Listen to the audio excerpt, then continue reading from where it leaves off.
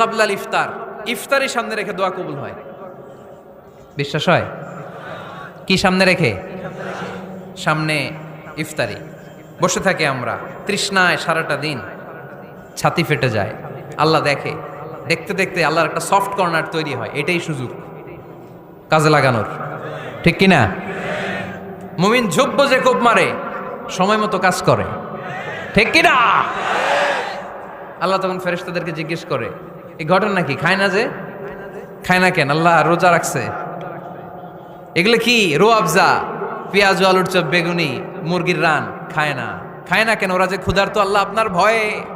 তাই কি চায়? আল্লাহ আপনার কাছে ক্ষমা চায়। ক্ষমা চায়, আল্লাহ রহমতের দরিয়ায় জোশ খেলে যায়।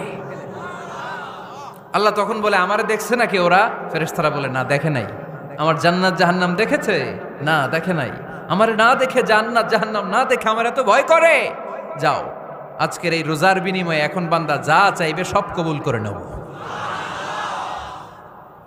তাহলে তাহাজ্জুদের সময় ইফতারের আগে বাইনাল আযানি ওয়াল ইকামা, আযান ইকামতের মাঝখানে দোয়া কবুল হয়, এটা অনেকে জানে না।